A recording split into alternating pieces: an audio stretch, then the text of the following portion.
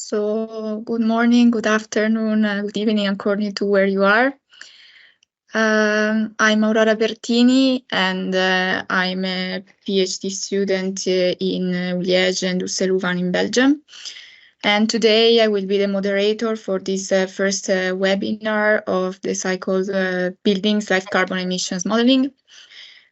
Today we will have as speakers Professor Shady Attia from the University of Liège in Belgium and Professor Stefan Petersen from Aarhus University in Denmark. So let's start with the agenda of the webinar. I will start with a brief introduction and giving context to this webinar. And afterwards, I will leave the floor to Professor Stefan Petersen, who will talk about the safe operating space for buildings. Later on, it will be the turn of Professor Shady Attia, who will talk about Building Carbon Emissions Modeling Framework version Beta 1. And we will close with a session of questions and answers. Before starting, some meeting rules. So I kindly ask you to mute your microphone and to keep it muted for the rest of the webinar. Feel free to ask your questions in the chat. We will use them at the end during the question and answer session. And finally, I would like to remind you that the meeting is recorded and it will be shared on YouTube after the end of the meeting. So let's start with some context. Climate change has a lot of impacts on our life, directly or indirectly, but some data are not so widely discussed publicly. So we have to consider that the ice sheet in Antarctica is now 4.7 meters thick, with an average of 2.16 meters. And according to NASA, this ice cap is melting very fast with an alarming rate of 10% per decade. And this induces the rise of the sea levels by 4 meters per decade. Simulation suggests that by 2050, we will have ice-free Arctic summers. Also, we have to consider that the effects of climate change will induce to have over 70 million climate migrants by 2050 coming from sub-Saharan Africa. And this estimation is based on a pessimistic scenario that considers high greenhouse gas emissions and unequal development. In this context, for example, in our case that we are working on the building sector, the DYNAMIC RENOWAVE Project has been started. This project, on this project, we are working on with several experts: Professor Shady Attia from Liège in Belgium, Professor Émilie Gobeau from Ussel-Louvain, and Professor André Stéphane from Melbourne University in Australia, and also two PhD students, myself and my colleague Maxime Dasse from Liège and Ussel-Louvain here in Belgium. The aim of this project is to develop a parametric and dynamic life cycle energy and greenhouse gas emissions analysis model for retrofitting residential buildings. This means in practice that we aim to couple building performance simulation and life cycle assessment in order to minimize the environmental impact of the retrofitting of residential buildings. If you want some more information about this project, you feel free to have a look to our project website. This webinar has been organized in the context of this bigger project, and today we will have as speakers Stefan Petersen and Shady Attia. Stefan Petersen is a professor and building engineer at Aarhus University in Denmark, with 10 years of experience working as consulting engineer in professional practice. Today, he conducts research and teaches in practical and social relevant topics within the building science, with a particular focus on methods, tools, and technologies for resource-efficient design and operation of buildings, promoting indoor environments that support health, well-being, comfort, and productivity. Shady Attia is a full professor of sustainable architecture and building technology at Liège University.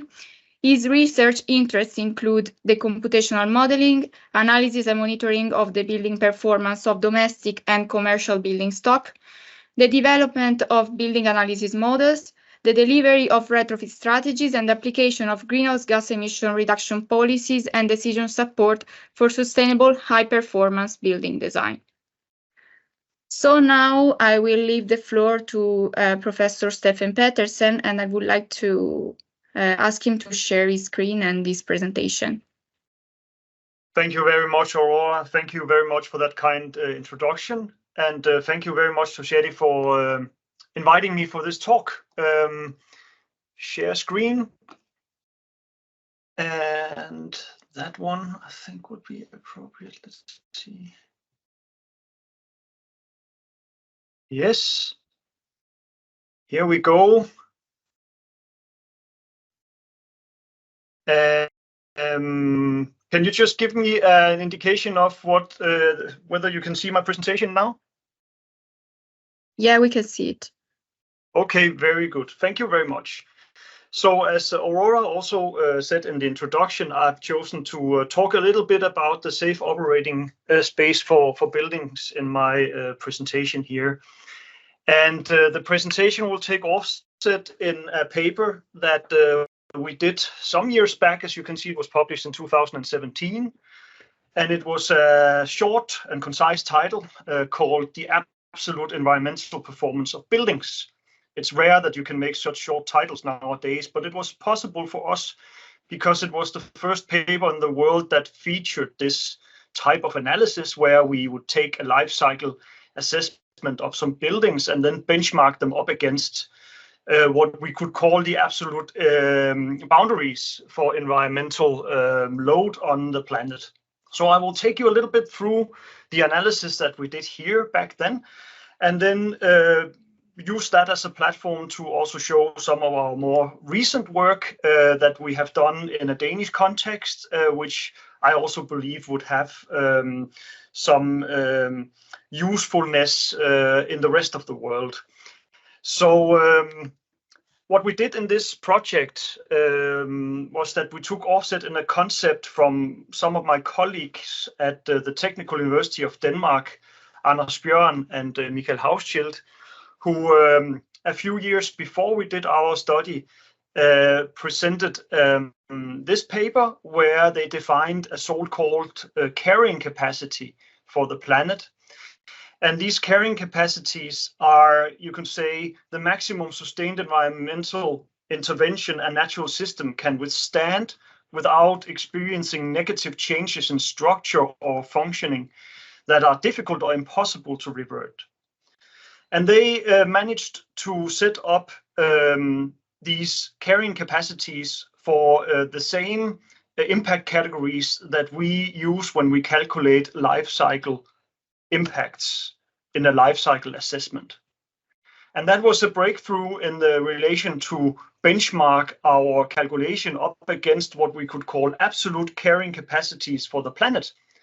As Aurora said in her introduction, that we have reached some boundaries and maybe we are overloading this carrying capacity as we speak. So using this data from this analysis, we said, okay, now we actually know what how much we can load the planet without these ecosystems breaking down.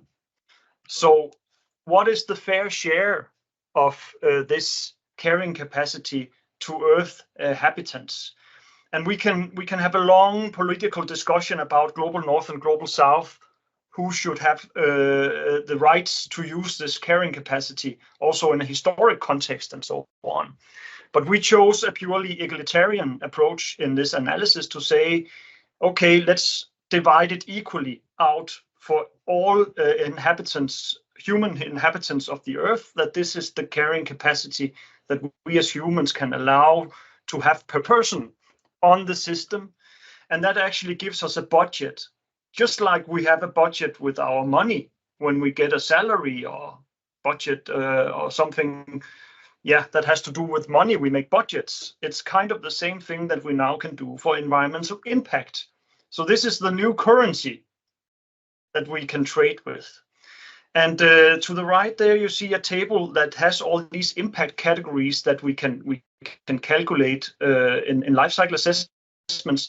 And to the right in this table, you will then see what is the global normalization factor or the annual person equivalent that we can have of impact on these different planetary systems. So that's the budget. And then the next, because we are building engineers, this is basically, if I go one back, this is the budget for everything, whatever you could imagine that you would do in your life: eating, clothes, traveling, any kind of transportation. All human activity you can imagine that you do within your life has to be within this budget. It's just like your allowance. You cannot overstep this, otherwise you will get a notification from your bank that you are overstepping your boundaries. It's basically the same with this budget. It's everything. The question is now, how much can we use of this allowance for the function of dwelling?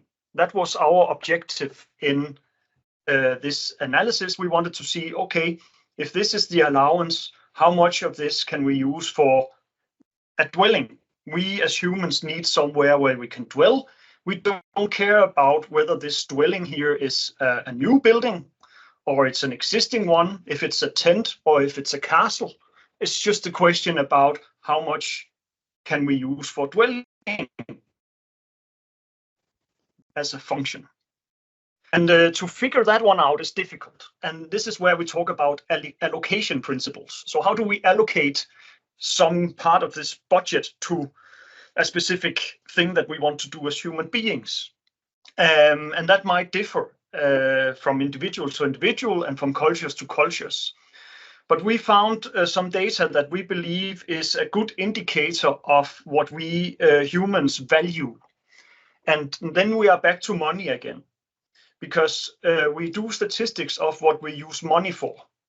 And money in this case is then, you could say, a proxy for what we value as human beings. So if we value to have a dwelling, we allocate a certain amount of money into that area compared to, I don't know, having new clothes or getting something to eat. And if we as humans chose to prioritize differently, we want to have different things to eat compared to dwelling, then we allocate money to that field where we believe it creates the most value for us. So this type of optimization, optimizing our economic value, could be transferred to the CO2 budget or the environmental impact budget of that activity. And EU has a huge list of using money for, all the way down to shoes and very detailed money for. And you can divide this so-called classification of individual consumption by purpose into two main economical areas. You can say we have a public use of money, and then we have a household use of money. So household is our for example, for dwelling, to clothing, to eating, all these things. And then we have some public that we share, common facilities. So we put some of our money into some common shared public facilities. And when we look at an EU average, this is the pie that you see here on the left, that we typically, in average in Europe, use our money like this. Now the question is, how much of this money goes into the function? And this is where we go into this data and we have a look and we find some of these consumptions by purpose, where we can see that we have. Sorry, is there somebody on the line who wants to say? Yes, I just want to make sure, because there is a delay between the slides, and so it just needed some time. So now we can see what you're talking about. Okay, thank you, Shady. Please let me know if that happens again. So here we have some of these economic purposes that we have as having something to do with having a dwelling. And here we can see that there are some relevant classes here, something about resource consumption, housing, water, electricity, gas, and there's also something about maintenance, household maintenance, where we took out some fractions of these subcategories and said, okay, if we aggregate this, it comes to approximately 20% of this cake that we use for the function of dwelling, economically speaking, in average in EU. Good. So how are we doing? That's the next question for this analysis. We say that we have a personal carrying capacity. 20% of that is for dwelling. Good. What we did in this project here was to do a full-blown life cycle assessment of one typical home in a Danish context. This single-family house is very popular. Everybody wants to live in that. More than 50% of the Danish population have a dwelling like that.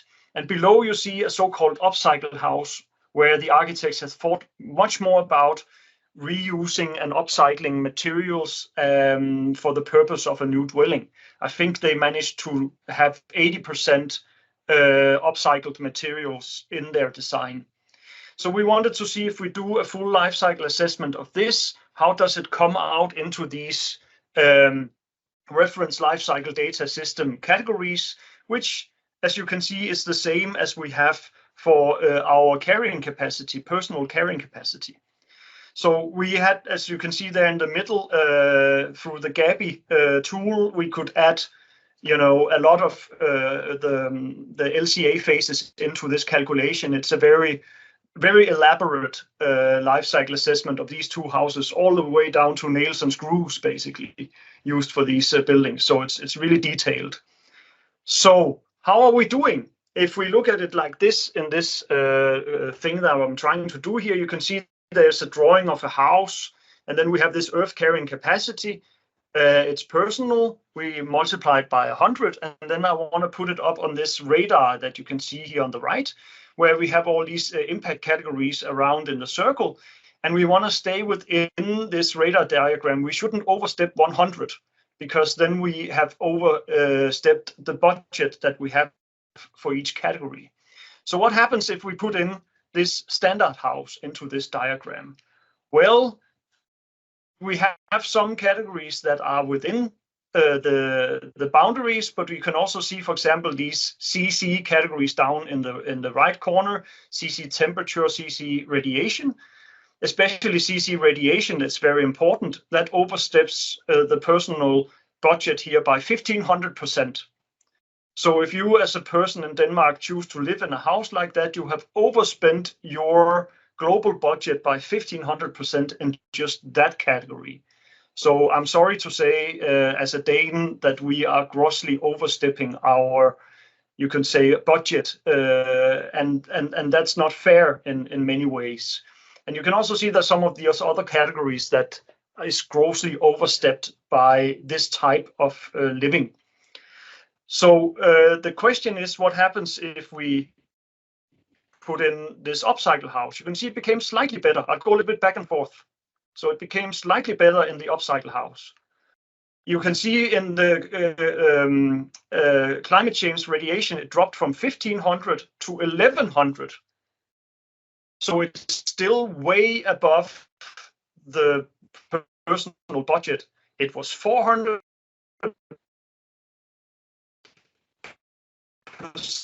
points lower. That's a lot, but it was not enough, but far from enough. So in the paper, and I'm not going to detail that so much, I don't have that much time, I want to show you a few other things, but we also do some scenarios in this paper. What could we do to get inside this boundary again? And I have one here where it's kind of a mixed path. When you look at the standard house, if we kind of reduce the environmental impact from the construction, so you can say the A1 to A3 phases of the building by 84%, and we did the same in the operation phase. And then we reduced our dwelling by 60% per person, reducing it from 50, almost 60 square meter per person to 20 square meter per person. Then we could have Danish buildings within the boundaries. So that sets the new target for the Danish building industry to come up with solutions for dwellings that is within these boundaries. And this is just one example of how that could be obtained. Now, recently, we made an update of all these calculations, and what are is the carrying capacity, you could say, for a specific category here, and this is the climate change category, because we know buildings has a huge impact on that one. So now I will be talking about CO2 equivalents only and thinking about these categories. We updated the carrying capacity using the latest data from the IPCC report, version 6, and here you can see it's way too much info, but you can see that's called M1 original. That was our original budget of 3.61 gigaton CO2 equivalents per year as a humanity, as the impact that we can do as humanity on the ecosystem. When we updated with the data from the newest AR6 report, we used to have AR5 data. You can see it drops to 2.9, and that's a huge drop. So our budget decreased, or the impact that we can allow to put on the system without them breaking is much lower than we anticipated. And this is purely because in AR6 they figured out that methane as a climate as a gas that is a consequence that has climate change consequences was 25% more potent than they thought it was. So climate scientists found out that methane was actually worse than we thought.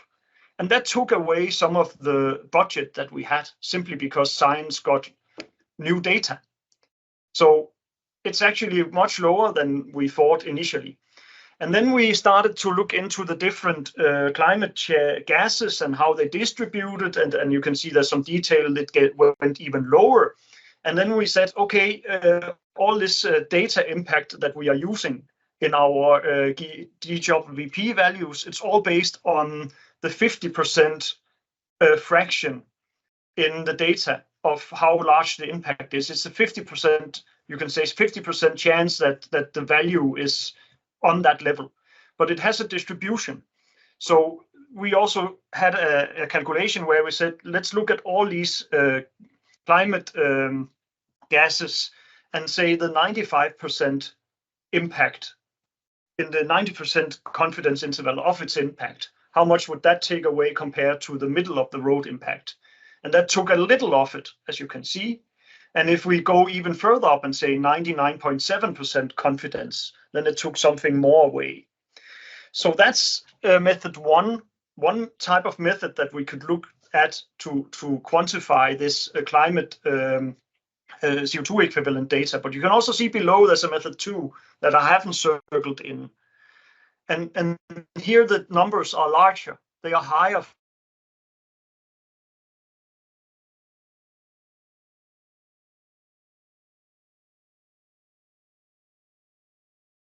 for the same or the same ways of looking at the data.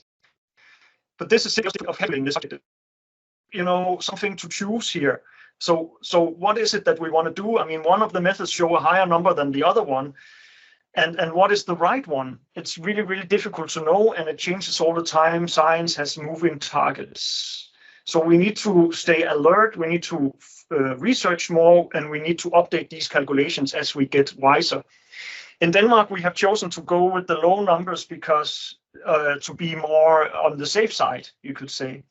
But it can be debated whether that's fair, because the other method is actually, you could say, just as valid as the other. So there's some discussion going on what we should do here, but for now we choose the safe side of this.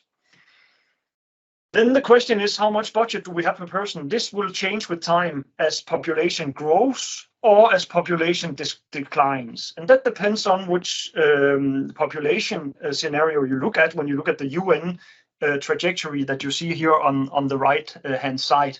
And this is what we have put on top of this graph on the left hand side, where we say, okay, now we divide this number per person, but this number per person has different scenarios, and you can see it goes down from 2020, and then it kind of flattens out in the middle of the road scenario when we approach 2100.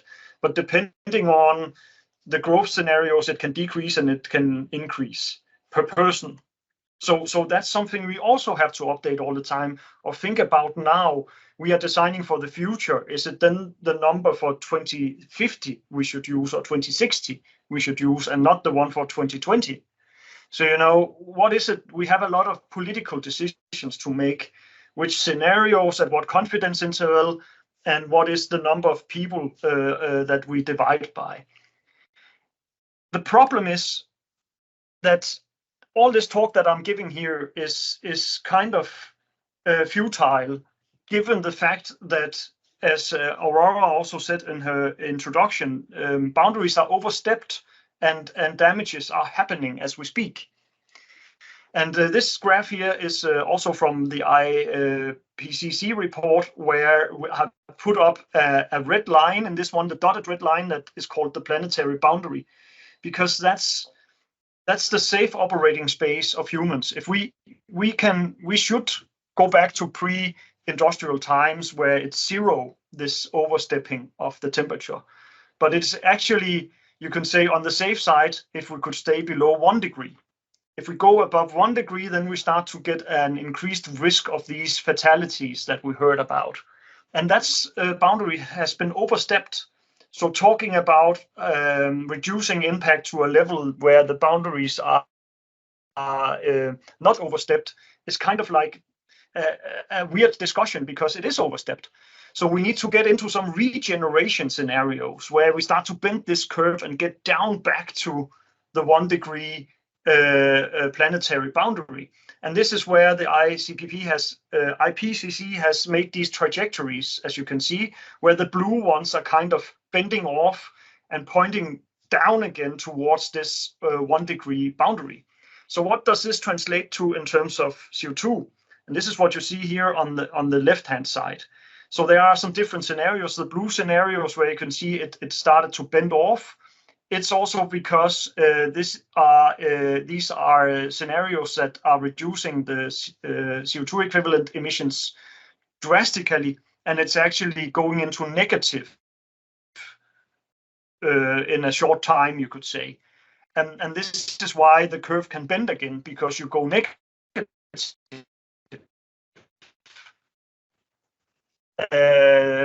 If we stay on business, it will just continue to increase, right? And then we will continue to increase the risk of catastrophic climate changes. Now, if we imagined the blue dotted line is that we tomorrow shut off much of our CO2 equivalent emission and only emit what the planetary boundaries allow us. So that we imagine that we are on the planetary boundaries and then we stop. Then the graph on the right-hand side shows a projection of how the climate would react to that. And it will take us 200 years to get back to the planetary boundary. If we just reduced it by that tomorrow, 200 years of time before we are back in the safe operating space. So if we want to accelerate that, we should go into some of these scenarios that we saw from IPCC, where it's a negative CO2 emission. Then we'll accelerate, and it will be less than 200 years. But if we just reduce it to the boundary, it's 200 years. And if we start to talk about any roadmaps that takes us slower down than just shutting it off tomorrow, then it's more than 200 years. So we are in a situation now where we, for a long, long time, will have to live with a risk that we cannot do anything and it will go wrong. We have already, a risk of not being able to reverse this development. So this is unfortunately the situation, but it's also the big question that we said, when we look at these things, how much can we use of this safe operating space if we imagined that we were at the planetary boundary? How much can we use for that for buildings? And we looked into that using the same, or this new budget, as I'm showing here, with decreasing with the number of people on the planet. And then we used the same method as I just showed you earlier in this old paper that we did. And then we came up with a tool that we can use to set up a planetary boundary-based budget for anything, I would say, anything, even clothes, even food, even whatever. And this is then the case for Danish buildings that I have made here. And this is a spreadsheet, and I'll show you how this works. But you have on top there the SOS, that is the safe operating space globally. So how much as humanity can we allow to emit to the atmosphere, and then the ecosystems will still be able to keep the temperature below 1 degree. And this is this scenario, 95% scenario of 2.5 gigatons CO2 per year or something like that. That's a lot. But then we divide it by the number of people, and then we get this person equivalent number. The next thing is that we need to allocate a fraction of that to the function of dwelling. And in our case, it will then be this fraction in Denmark. 21.5 is the monetary amount that we use of our money to have a dwelling. And then it leaves out approximately 80% for anything else. So when we are finished here, this alpha should be the sum of 1 and nothing more. Then there's also a beta factor, which is a factor which can make this number be exactly what you would like it to be. But this is the fraction change if you think that it should be at 0.75. Or if we believe that because it's so cold up here in Denmark, we need more because we need heating, so we increase it. But this is all big political decisions that we cannot take as a nation. This is basically something in a much larger scale we should discuss. But it's in the model and it can be changed. Now, then we try to say, okay, how do we take this budget here of approximately 21.5% of our personal budget and allocate that to buildings? And here's an example where we have a dwelling for 4 people. So this is P dwelling, 4 people. We can change that. These 4 people choose to live in a dwelling that is 110 square meters. So they are 4 people going together with their budget, and they are sharing 110 square meters, which gives them a budget when you have to design the building and show that with your life cycle assessments, that it is 2.4 kilo CO2 equivalents per square meter per year. Or if you look at not per square meter, then it's 262 kilo CO2 per year for this dwelling. Now, I'm shutting this one down because this is a spreadsheet and you will get the slides. If you double click on the slide, you can open this as a spreadsheet. And inside here, you can then, oh, this is not the right way to do it. Let me check. Let's open it like this instead. Then it opens in Excel. Here you can change things. So you can say now we are not we are 4 people, but we want to have 200 square meters. Then we enter 200 square meters. That means your per square meter drops to 1.3. The budget down here didn't change because you're still 4 people. If you were 5 people here, you get more total, and then it also increases a little bit per square meter. So it depends on how many people you group together and how many square meters you want to live at. So you can play around with this, and then you can see how much is our budget for the function of dwelling in this case. It could also be a public building. It could be office. Let's imagine that, I don't know, we have maybe 10% of our budget goes into having an office. And maybe we are, I don't know, 100 people sharing this office, which is 10,000 square meters or something like that. That I don't know if it's a good example, but it will just go to show what is then the budget for us to share this facility here. If we were 100 people and we have allocated some part of our budget to be at work, and this will then end out as the impact that we can allow to have for this type of building. And so on and so on and so on. We can work with this budget idea. Yes, I think I will leave it at that. And I don't know if we have any time now or it would be later, but I'm happy to answer questions. If you have further things you want to discuss, you're always welcome to reach out to me by email or find me on LinkedIn. and I'll be happy to discuss things further. Thank you very much for your attention. Thank you very much, Stefan, for the presentation. We will leave the question and answer session at the end. So I will invite now Shady Attia to share his screen and his presentation. Thank you, Aurora.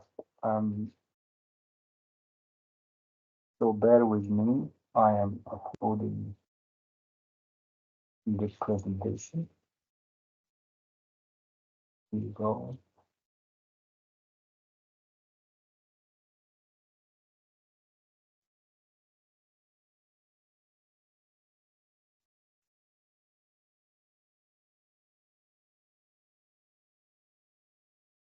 Can you see the presentation in full mode or not?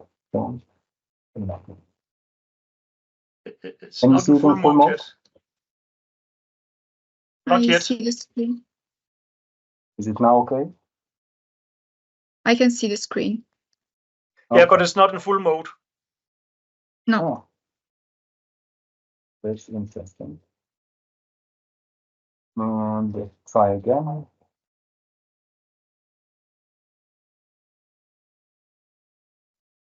Now? No. Oh, okay. So I would then just enlarge a bit this like that, and I proceed like that. Does it make sense? Yeah, it's okay. We can read it. Okay. So welcome everyone again, and this will be the second part of the presentation of the webinar of today. And I'm going to build up on what Stefan Patterson or Professor Patterson was explaining. As you can see that his approach is a top-down approach. So in this context, in our project, we are trying to think like building modelers, and we are conducting a lot of simulations. And as you know, we are always familiar with the building performance simulation for operational emissions of buildings, but we rarely couple the embodied emissions. And in this context, the presentation is going to present a kind of early tentative framework version, beta 1, that we are all working on. So it's a framework. Sorry, Shady, yes, to interrupt you. Yes. They're in the chat. They are asking to speak louder. Okay, speak louder. Thank you. So I'm moving now to the framework itself. As you can see, in the context of our project, we are trying to have framework that allows us to assess the carbon emissions of buildings in a way that is compatible with the Paris Goals Agreement, which is keeping the planet under 1.5 degrees. And here we are looking to evaluate or assess the emissions based on a consensus-based framework that makes sense. So as part of our RENOVATE project, we are working on defining a common performance-based simulation for framework for a multi-scale modeling approach. It can be single buildings, it can be also a whole building stock, and it can be also multi-sectorial, but from a life cycle based approach, so that we can estimate the decarbonization potential of the building sector. So far, we are looking to refine this framework, and we are excited and welcoming your engaging conversations in the Q&A session today. But we will seek to publish the first version of this framework in June this year. So allow me to explore this context. So as you can see, Professor Patterson, he was talking about the different IPCC scenarios and the SSP future scenarios of climate change. And in this context, the only way to model the carbon emissions of the building sector or of buildings in general, we can have only two approaches. The first approach on the left side, I would call it the bottom-up approach, which is most industrial countries or standardized countries are already adopting by having baselines and trying to improve these baselines through benchmarking. and imposing energy conservation measures or efficiency measures to kind of neutralize or reduce the emissions as much as possible, operational in this sense. And if you are in Europe, you will be familiar with the EPBD. In the United States, it will be most probably the ASHRAE standards. But what we have as a second option on the right side would be a greenhouse gas emission budget approach. And here fits well the approach of Professor Peterson. The whole approach of Professor Peterson was a top-down approach where he's looking to define first the planetary system boundaries and look at the gas potencies. And like you saw, he's struggling with the methane that is every mean and while getting updated in its potency. And based on that, he's trying to find an average estimation for a budget to be mandatory for the whole building stock. In the case, he presented the case of Denmark. So if we look at the Paris Agreement, we are talking here that the Paris goal compatible greenhouse gas emission budget is to limit the global emissions to 500 gigaton. And this means that there is already an international frame under the United Nations to introduce this budget. But definitely it's still loose because it is assuming that every nation or country will estimate its own budget itself. And based on that, we can come to this safe operation emission space. So whether we go for option 1A or option 1B, this framework that we are trying to develop is flexible and allows both approaches. Either you take a top-down with a specific emissions budget for the building stock per household or per person or per whole sector, or you have already the classical baseline approach where we have just standards and we comply with these standards. So in this context, the first step to do according to our framework is to define climate and location.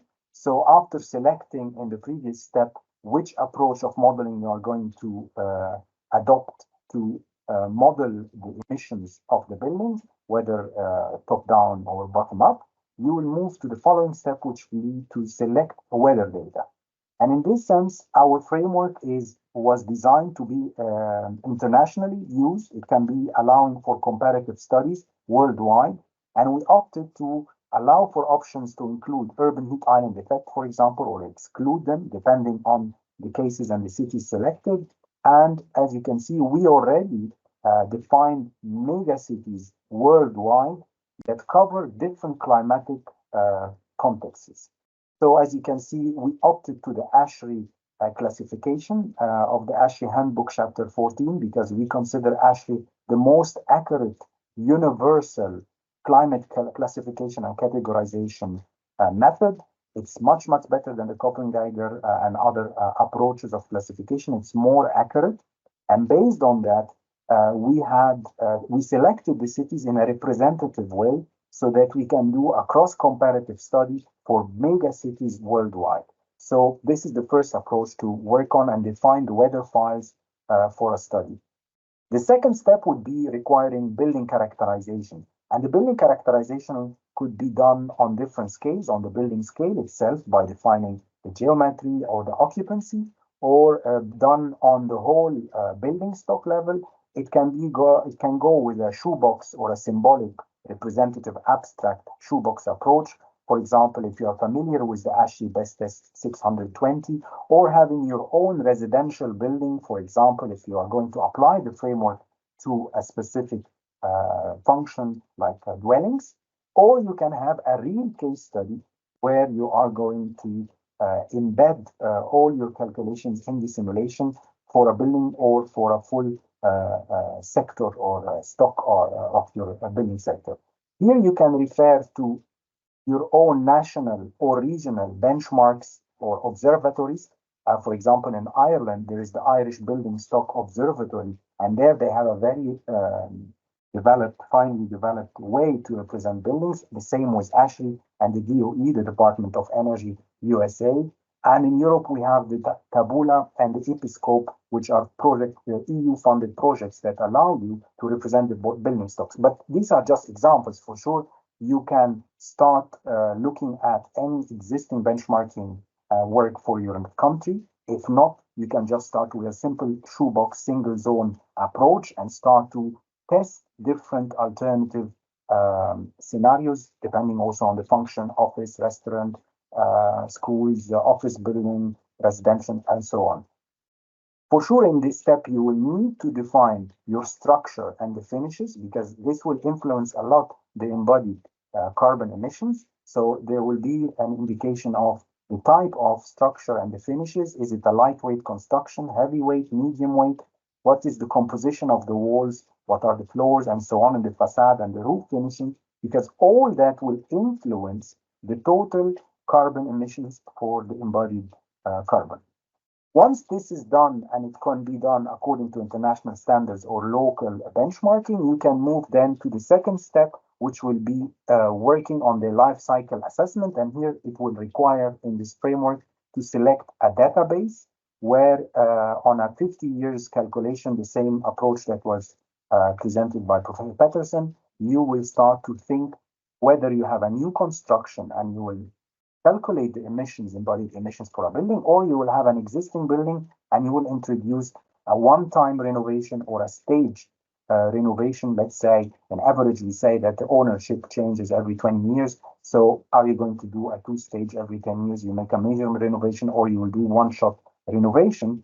And based on that, we are referring to the European EN 15804 plus 82. This is one of the best LCA standards that allow you to work with the different modules. And like Professor Peterson was talking about module A1 to A3, and then the operational module, the B in general. Here, our study or our framework is allowing to combine the A modules with the B modules so that you can model the embodied emissions and the operational emissions. But for sure, this will require a lot of effort, because we so far recommend using kind of generic databases like EcoInvent, and for sure it will require localization and transportation.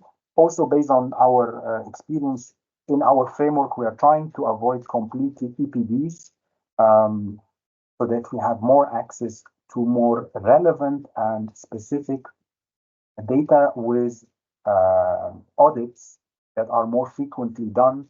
But as I said, in this case, if you use a database like EcoVent or any recognized database in your region or in your country, you will always need to make sure to customize the localization, contextualization of this data in regard to transport, and modules A4 and A5, for example, will be very important.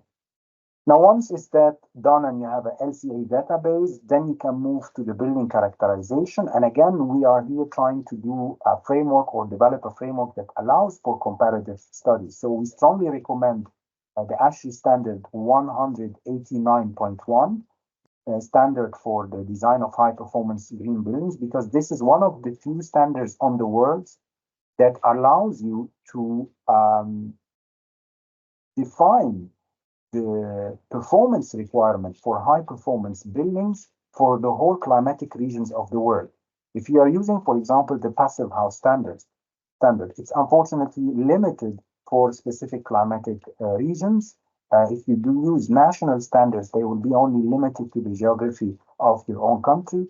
And so far, the only standard worldwide that allows to have performance requirement and define the thermal properties of envelopes from climate zone A in Antarctica up to Alaska, covering all climatic regions through 8 zones, it will be the 169 standard, which is very useful in case somebody is looking to conduct comparative evaluation of the emissions reduction or respecting or complying with a budget on the international scale. So in this case, since the framework can allow to do an international comparative study for the whole building stock worldwide, taking into account a consistent methodology that allows to represent the different archetypes and represent the different envelopes.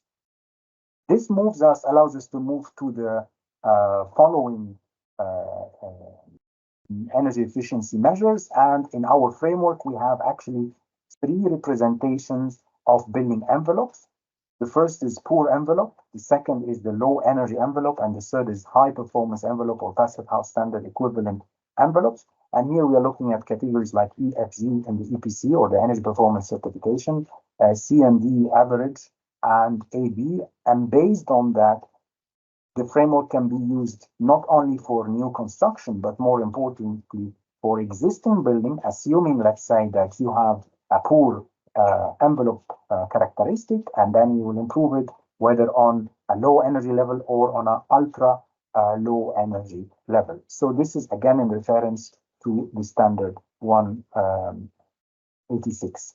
Moving then from the envelope to the HVAC systems, and this will be also important, and the framework is allowing to, through this decision tree, to select specific options that have a common agreement worldwide, whether you have a basic HVAC system, in this case, no mechanical ventilation and basic heating or basic cooling technology. If you have a low energy building, then you might have gas boiler or air conditioning plus mechanical ventilation. It depends on the system, advanced system A or system B or C or D.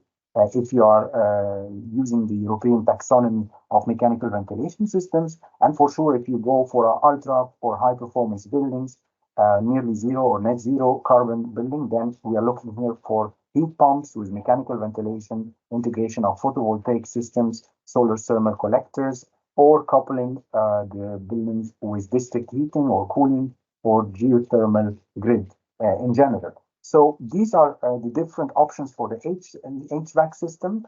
And when it comes to the occupancy schedule, the framework recommends strongly to comply with the ISO 18523. In this ISO, we are talking about an average family of 45 years old with 2 children, and there they are specifying all the different occupancy schedules that are expected, so that if there's a comparative study for, let's say, residential sector or for office buildings, this standard can be used universally in a consistent way. And then comes the option of having shading or no shading, ventilation, natural ventilation, yes or no, could be an option. But whatever option will be taken by the modeler, they need to be consistent and make sure that they will use the same options across the different climates. And finally, the indoor air quality can be also defined by the ISO 17772, which defines the minimum thresholds for the heating set points, cooling set points, minimum air quality requirements, indoor air quality, depending on the presence of mechanical ventilation. This then can move to the following part of the technology advancement that we will have in the coming years up to 2050. We can look at if the framework allows to couple the simulation to storage options. If they are not there, then they can be completely skipped. But if there's storage options, this could be water tanks, 200 liters, 400 liters, depending on the building function, phase change materials or batteries, fuel cells, and so on.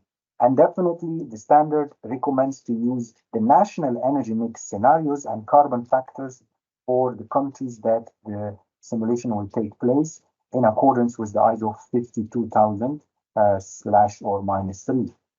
In this sense, every country will have its own energy mix, so it's embodied, it's not only embodied, but more importantly, its operational emissions will vary, and the framework has the sensitivity to allow for this variation and distinguish a country for another or even region from another before moving to the additional parameters to reach the final carbon emission evaluations, which will be the carbon tax. We can find in some countries that there was already introduction of carbon tax. This will influence the total cost of operation. But if not, then the framework will finally report the emissions coupling the embodied and the operational into kilograms CO2 equivalent per square meter per year. So through the use of this framework, regardless of the simulation software a modeler is going to use, he or she can simply reach this result with a certain high confidence and logic.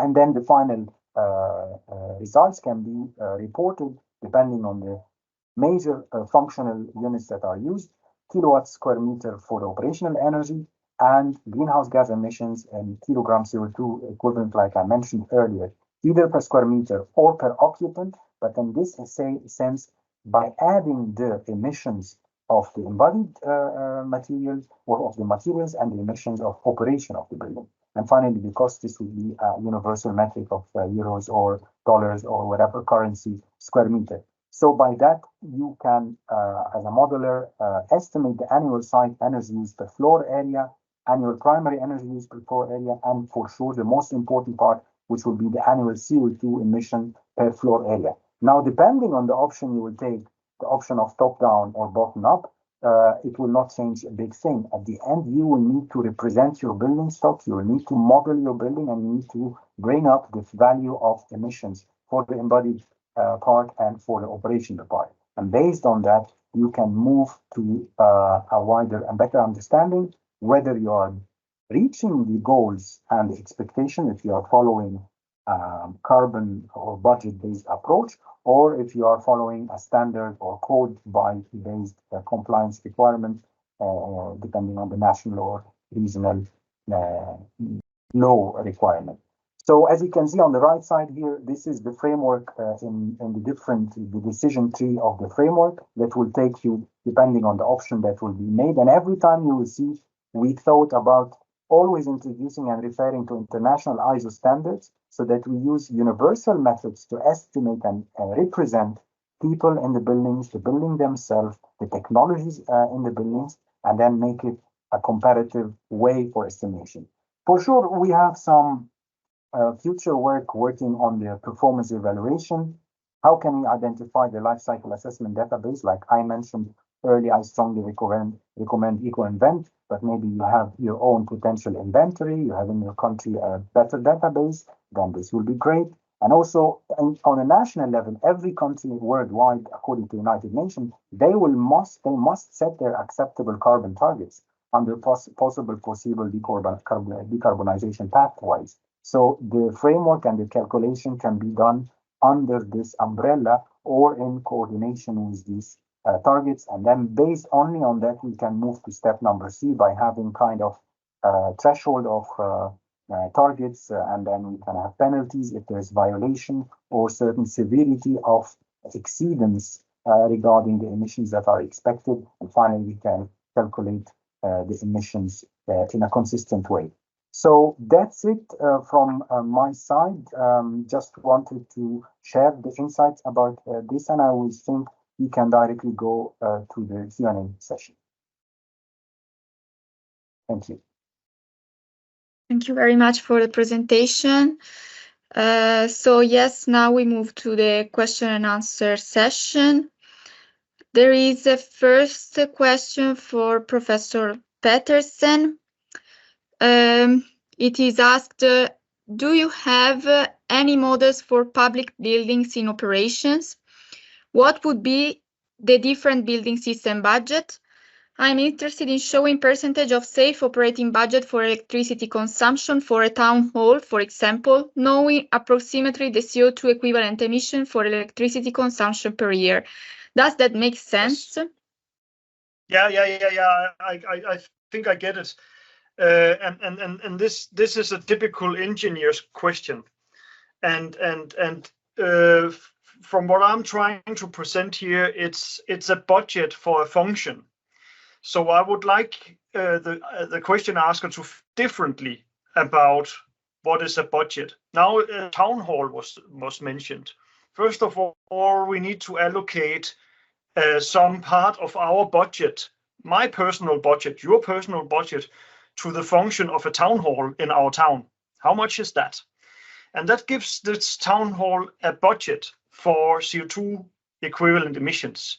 And that doesn't, I mean, everything has to be within that budget. And it doesn't matter whether it's ventilation or it's lighting, it's heating, it's hot water, doesn't matter. It just has to stay within the budget.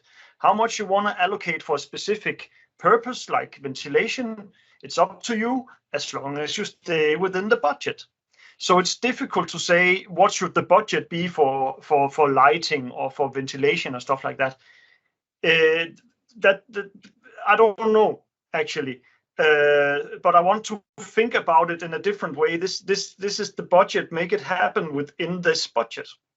I don't know if that makes sense to the answer of this question, but that's my immediate answer at least. Yes, it does make sense. Thank you for the answer. Hi, but it's like it's more. Yeah, hi. It's mainly a political decision, I guess. So yeah, I don't know if there is any political decision in that regard in Denmark, because I'm mostly interested in for the Danish context. But yes. Yeah, so not at all. It's very complex. I mean, yeah.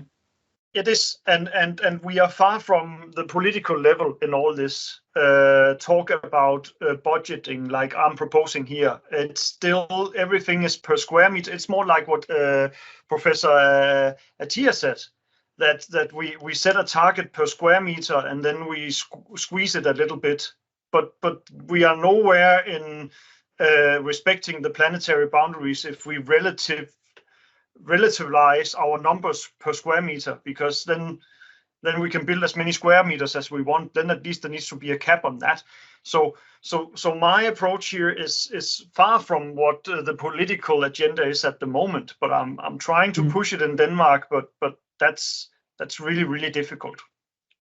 Yeah, it's just that like if we could calculate that, then it would be interesting to show like that you have overshoot by, I don't know, 400% what was the planetary boundary in that regard in this system, so they can improve it towards achieving the 100% of usage of the planet boundary for this typical things. That would be very awesome.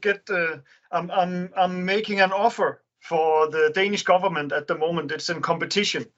And I'm making an offer to say I have some alternative takes on how we should think about environmental impact from buildings, and this being one of them, that we think about it in absolute terms and try to allocate.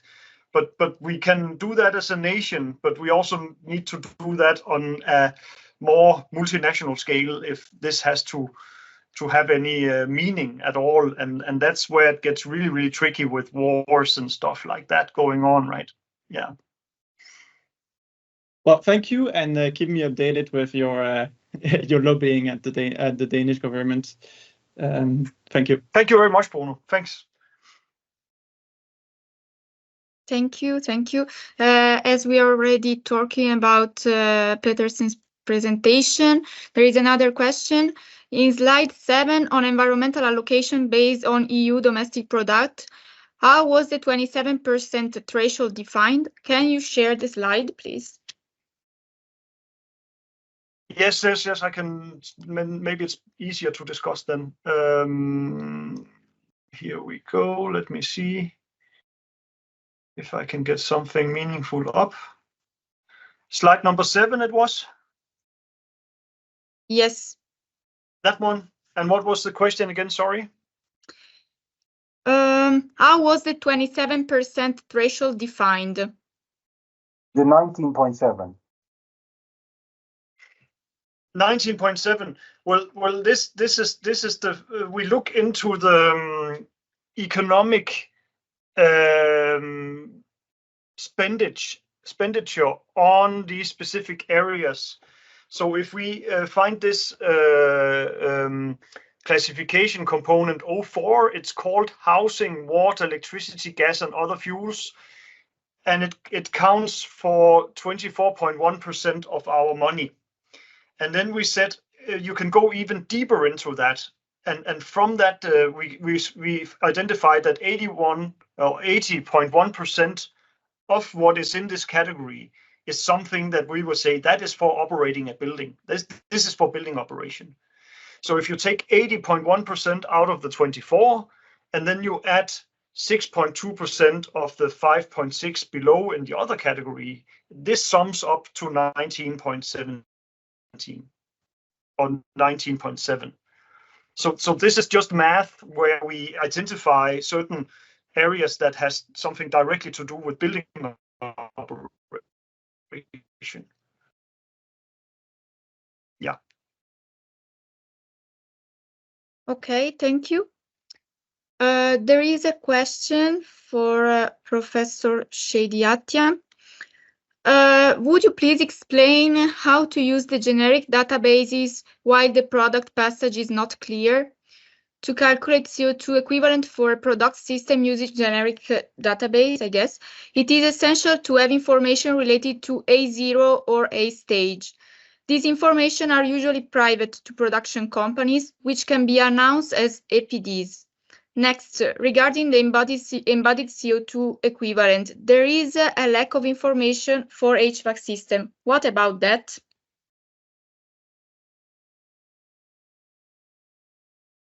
Thank you for the question. The first question, it's not easy to answer because it's tricky.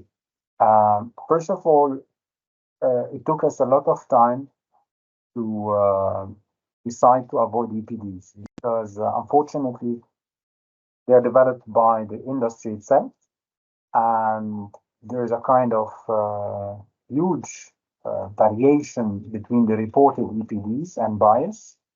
And therefore, we kind of skipped them to not influence the result and kind of falsify the results. So I don't have a direct answer here, but all I say is that we prefer to have reliable databases for the materials themselves and to try as much as possible to characterize the materials used in the construction. It's not nuclear science. We are not working in the rocket industry. I mean, we need to be able to know what is the composition and the main ingredients of the materials, for sure, without revealing the industrial secrets. And based on that, we break down these materials and couple them to databases that are reliable. And exactly like Professor Patterson was showing, create your own Excel sheet and go to the detail of the materials, even if it will cost you to take a sample of this material, of this composition of the building, and break it down with your hand until you understand what is inside as a component, or look at a competitor who is revealing this information.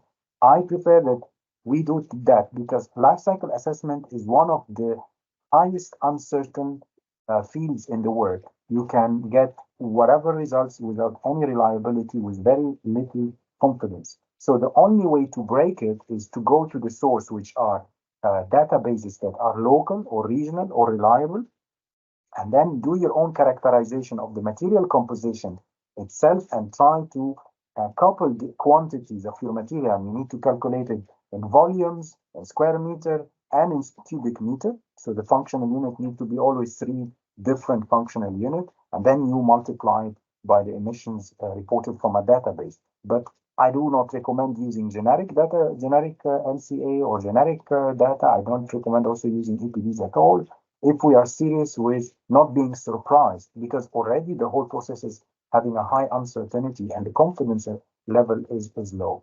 So this answers maybe, I hope, the first question. Regarding HVAC systems, I really agree with this. It's a very good question because HVAC, embodied carbon in the HVAC, is a big challenge. But again, we need first to do our homework, to quantify the materials. I think regardless of the emission factors associated with the materials in the HVAC system, we need first to understand and quantify the HVAC system itself, because it's very rarely that we take care of the ducts and the connections and the bolts and the nuts and quantify them. And this requires a bit that we will benefit from the advancement in the digital modeling and the BIM, and maybe getting more technical data sheets from the contractors, or if possible, it's a real case study to go on site and document or do field work to scan and take pictures of all these HVAC systems. I think this is already 60% of the problem, that you know what is in place and where. And then it will come to digging into the emissions associated with the materials in general. And there is, at least in the last 5 years, at least 5-6 PhDs and a lot of papers on the HVAC systems. The European Union has some research project on that. We have in Belgium, in ECL Louvain, I think a PhD student working on that. There is also one-click LCA. They have a specialized team working on that, but I'm not sure if they're going to reveal this information easily. But I would say it is one of the gaps that are going to get closed. But again, the strength of a modeler is in knowing exactly what is the material and the quantities of those material. And then don't worry, if you want to check how much emissions per kilogram or per the functional units you are using, this will come with an expert of LCA. It can be done. I hope this answers the question. Stefan, if you see anything else make sense or add something to that.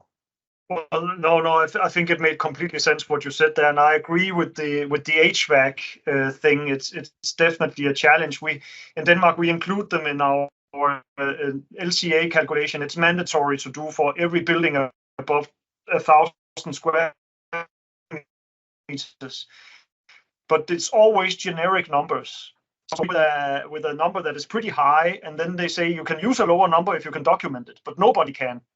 So everybody's just going in with the generic number as we speak. So there's a lot of work to do right there.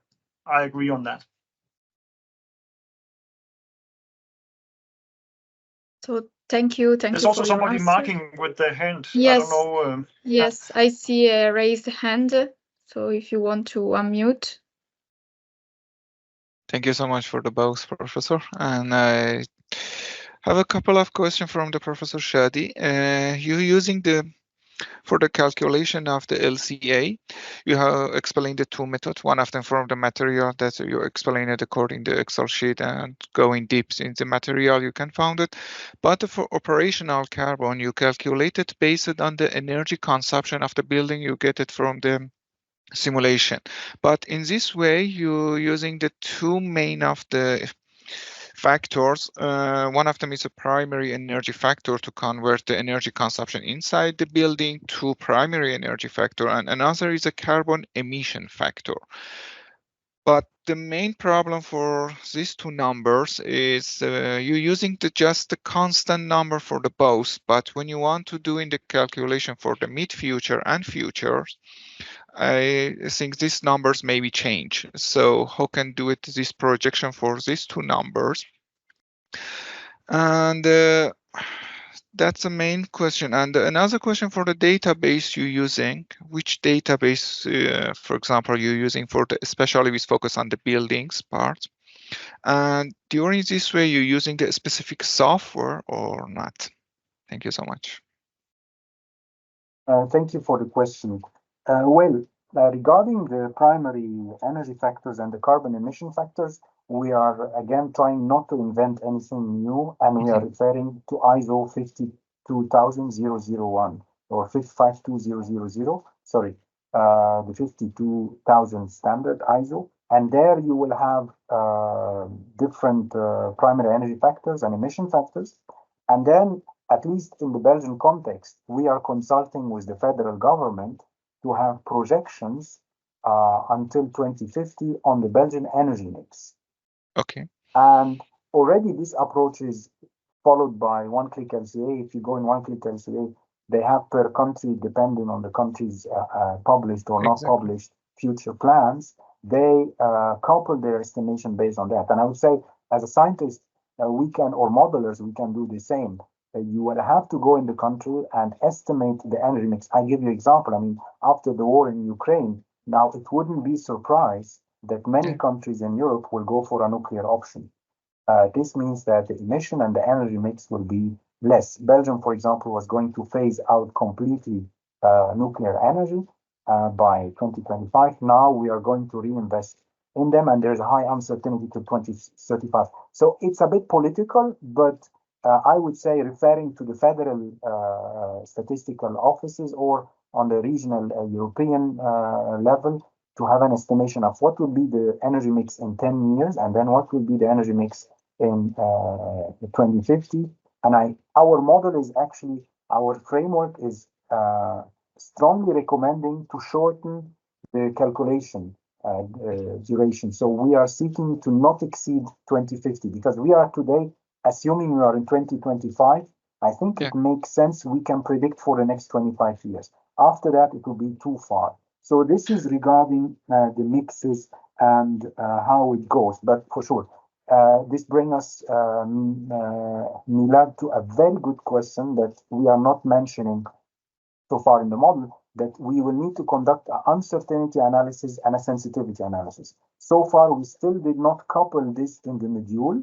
And in the next version, because we'll have a next webinar, Aurora, I will leave her announce it, we will look at adding a mandatory section in the framework where the uncertainty analysis should be performed and a sensitivity analysis should be performed, so that we can have a range of error for the results and make sure how far are we.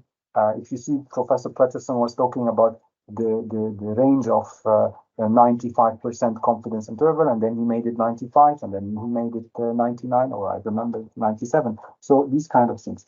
Second question regarding the database that I use. Well, again, when we have projects, we work on the Belgian level. We use our own benchmark buildings because we visit these buildings. We know them very good. We can access these buildings. And when we work on a European or international, in the United States, North America in general, we use the ASHI, the Department of Energy published benchmarks. I really consider them very reliable. And if anybody is conducting a study or a modeling in a country that has no benchmarks, I would just recommend to copy and take the American or US benchmarks until this country and its scientists start to develop their own validated benchmark. So this is in general, and for sure I use Energy Plus as a simulation engine, but it doesn't mean this is the only way. There's people using Modelica, people are using I don't know, other software. No, just for the LCA calculation for the energy. LCA, for LCA, it's EcoInvent. I strongly recommend this software, at least in European context. And to be honest, if I had a national reliable database, I would have used it. But so far, at least in Belgian context, we do not have that. So I rather go for the EcoInvent. But again, this is a recommendation worldwide. This will be one of the most trickiest things in the framework, because we are saying EcoInvent, which is a European database. If somebody wants to do and use our framework in Burkina Faso or in South Africa, for example, I think they cannot use this database at all, and they must find something in their local context, or in China, for example. Yeah, exactly. I hope this because answered in your the question. No, thank you so much. It's a perfect way. But for the suggestion for the next event, because you're using the some example for the future with your data, but I think in this methodology we have some uncertainty. So maybe you can manage it for another meeting to explain how can produce in this type of the weather data. Okay. Yeah. Thank you. Thank you so much. Thank you very much. I see another hand raised. Ermal, if you want to unmute. Hi, thank you very much, both Shadi and Stephen, for your presentations. Just had a follow-up, I guess, for both of you, but mostly for Shadi, because you talked a lot about how we should not really trust EPDs and go straight to the source. But I'm wondering, also in the context of the recent regulation, the European regulations on mandating the LCA reporting by 2027 and by 2030, when they're supposed to be, every country is supposed to set their targets, which implies that they also need the methodology to do so in the same way that France and Denmark already have. How do you see what you are proposing in that context? How scalable is that method? How much expertise would you really need to do an LCA for a building in the context of a whole country, where every building that is being built has to have this done and reported in a credible, comparable way? Is what you're proposing sort of fitting in that context somehow? Yes, today I was attending in the morning in Brussels the EPBD recast, the new recast of the EPBD.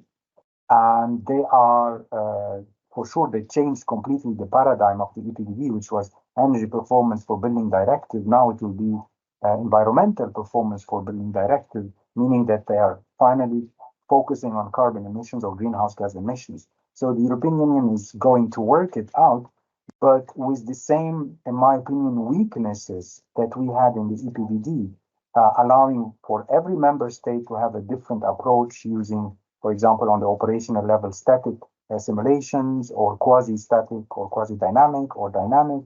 So unfortunately, the energy performance gap that we are seeing will be also again repeated with a carbon emissions gap that unfortunately we will have again years reporting that this building has this kind of embodied carbon emissions or these kind of operational emissions, and then again you find a big gap.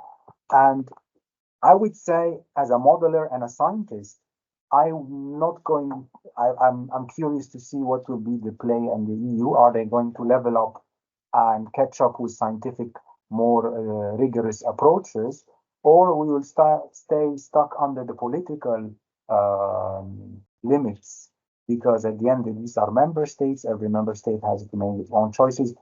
I think it is unfortunately not a good idea that we until now do not have a common way of calculation for energy or for emissions or even for overheating. You know, overheating will not stop for a country on a border and say, yeah, those guys, they had a different calculation. Of course, overheating, when it will come, will have a lot of morbidity, a lot of mortality. So I would say we keep playing the game what this Europe is doing. It's fine, and see how far and try to influence it, try to push it towards a science-based approach. But in the same time, I'm not sure that this will be the case, because already the EPDs are very much influenced by the lobby of the industry.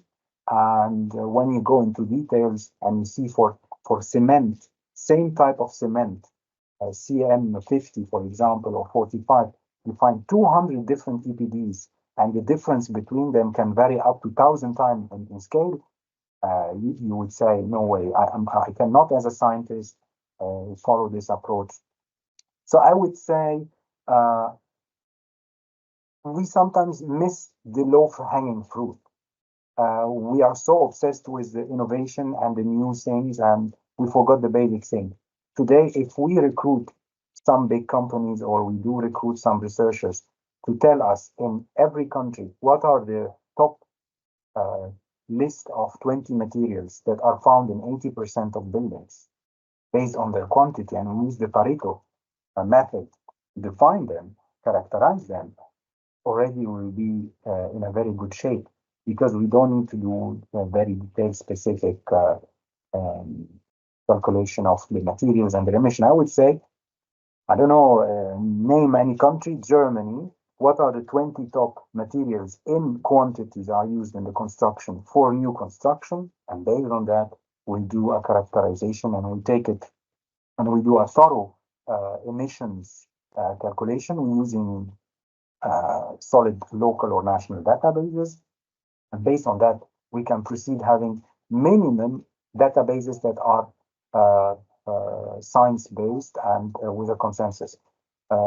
This would be my approach, I would say, but sometimes this approach sounds too simple or too basic. It's not very detailed, but I think every country should say that. What are the top 20 materials are used in quantities in your country, and find a committee that is a scientific committee that defines the emissions per different functional unit. Like I mentioned, I always use square meter, cubic meter, and volume and kilogram, even 4 if you can. And based on that, you can have a solid reference database that any modeler will not make a PhD in order just to come up with a figure in their modeling. I don't know if this makes sense, but I would say this should be the way to be doing it. I don't know, Stefan, if you have anything else to say here. I think you covered it quite well there, Shadi, and it's going to be interesting to see how it unfolds from here when it comes to the EPBD and the implementation of it, because I also see a scenario that you sketched out here that we will see carbon performance gaps if we don't take things a little more serious and learn from the process that we did with the energy. where we also saw all these gaps, and everybody is aware of them. Nobody does anything about them. We know what we should do, but nobody takes the decision to do it. So I'm really looking forward to see how it unfolds. We have in Denmark, as you also Amal, you mentioned, in Denmark we have this national method, and that is based on, for example, these energy calculation according to EPBD, and everybody knows that that's not an expression of the actual energy consumption of the building. Despite of that, they just multiply that number by a factor of CO2, and then they say now it's CO2, and then they compare it to the EPBD phase A1 to A3, and then they say, oh, look, it's 80% is from materials and only 20% from operation. And then I just have to say to them, that's not true, because you cannot use this standardized calculation method to estimate the actual energy consumption of the building. If you do it right, it's more like a 50-50 between materials and energy in the operation phase. So we risk taking the wrong decisions as building designers if we don't calculate this more right. And it gets more important now that we start to look at it in a life cycle, that we are more precise in calculating the different phases. Otherwise, we'll make the wrong decisions. And I'm looking forward to see how that unfolds from now on. We shouldn't do as Denmark is doing, for example. Maybe France. I'm not fully into that method, but I think they have a little more idea about how to deal with this. But we, and then as Shadi is saying, we need to do this. We need to have a standardized method for everybody. We cannot stop at a border with this. This is a global thing. So I can only echo a little bit what Shadi already covered. Thank you. So just to make a precision there, because I completely see what your expectation is. It would be also mine, not that there will be this gap of calculation versus reality. To play a bit of devil's advocate there, I think you also need a bit of standardization and simplification of the method, because there was a starting point of my question from what Shadi proposed, to calculate a really precise and reliable carbon footprint of a building. That means you need a real expert that's spending hours, days on doing the job to really get to the core of what is in the building. And I am now actually half a foot in academia and half a foot in practice, and that's just not realistic for the building sector to do. So it's somewhere in the middle. That's why I was asking, what is the possibility of still having something that is reliable while using it in practice in the building sector by consultants, developers, cities, or the regulators in that case, because they also have to follow standardized regulations. Because, like you said, the EPB in Belgium, everybody knows it's not reliable, but at least it makes it comparable. We do use dynamic simulations, but dynamic simulation depends on what the engineer will put in it. and then but because then you have two different dynamic simulations. It is more accurate, but only if the engineer is good. So it's a little bit but you're pointing to some really important points there, and I would say we have to meet somewhere midways. I mean, we have looked into several different ways of improving just the standard energy calculation, and it's not difficult. It's actually, it is, as Shadi said earlier, add some uncertainty on top of the things, be more realistic about some assumptions, and then we can demonstrate with very few efforts that the energy calculation is more on target than when we use these standardized things that everybody is just using. So just with a small tweaking of, we don't even have to change the quasi-static method. We should just use it right, and then we'll get a better approximation. And then I think it's important to include all the uncertainties, to say this is not a number with two lines under. There's actually a huge uncertainty on top of that, because that's where we get wiser. We can start to minimize uncertainty instead of looking at the bottom line instead. I think that's much more important than the bottom line at the moment, because the uncertainty is so high. Thank you. Thank you very much. Thank you for your questions and all the answers. I think we can close here the webinar. I just would like to share with you a reminder for the next webinar. So here it is. Okay, so on we will have a second webinar, always online, in 1 month, on the 29th of May, same time. For people who registered to this webinar, you will receive automatically an invitation to register for the second webinar.